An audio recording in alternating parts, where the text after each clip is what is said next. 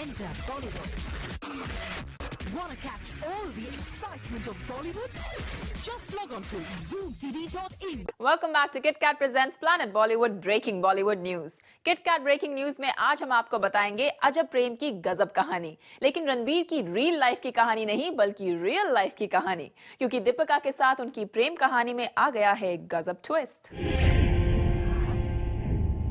मैं तेरा धड़कन तेरी ये दिन तेरे रातें तेरी अब बचा क्या बचा है अजी बची है एक कहानी जो है बिल्कुल नई। अजब प्रेम की गजब कहानी। अजब इसीलिए क्योंकि ये दीपिका पादुकोण और रणबीर कपूर की प्रेम कहानी है, और गजब इसीलिए क्योंकि मुंबई के एक अखबार ने खोल दी है इस कपल की प्रेम कहानी की पोल। अखबार ने लिखा है कि इन दिनों दीपिका और रणबीर कर रहे हैं एक दूसरे से लड़ाई, और नौबत तो यहाँ तक आ गई है कि दोनों एक दूसरे से बात भी नहीं कर रहे हैं। खबरें हैं कि दोनों के बीच पिछले हफ्ते भी हो गई कहा सुनी, जिसकी झलक नजर आई कुछ और फैशन वीक में भी, जब रणबीर करण जौहर के लिए रैंप पर चले। यहाँ दीपिका उन्हें चीयर करने पहुंची तो सही, लेकिन उनके रिश्तों में वैसी गर्मी नजर नहीं आई जैसे पिछली बार नजर आई थी। और तो और दीपिका ने जाते जाते ये तक नहीं बताया कि उनको शो कैसा लगा।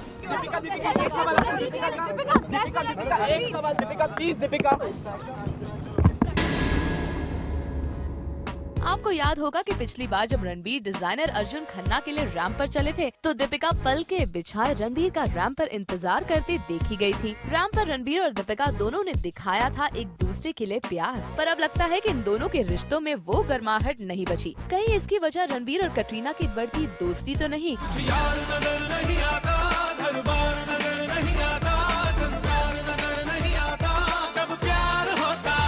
क्योंकि राजकुमार संतोषी की आने वाली फिल्म अजब प्रेम की गजब कहानी के प्रोमोस और गाने इन दिनों हर जगह आ रहे हैं नजर। इनमें कटरीना के लिए रणबीर दीवानगी में कभी ये गाते हैं, मैं तेरा धड़कन तेरी ये दिन तेरे रातें तेरी अब बचा क्या तो कभी कहते हैं तेरा होने लगा हूँ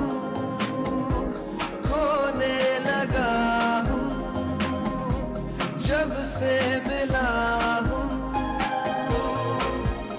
और साथ ही रणबीर और कटरीना भोपाल में राजनीति की शूटिंग एक साथ कर रहे हैं। और जब भी रणबीर और दीपिका के बीच दूरियां बढ़ने की बातें सामने आती हैं, तो ये भी कहा जाता है कि रणबीर की मां नीतू सिंह दीपिका में अपनी बहू का अक्स नहीं देखती। पर ये सब मीडिया में कही जाने वाली बातें हैं। इन खबरों की सच्चाई क्या है, ये तब साफ हो पाएगा जब दीपिका या रणबीर इस पर कुछ खुलकर बोले।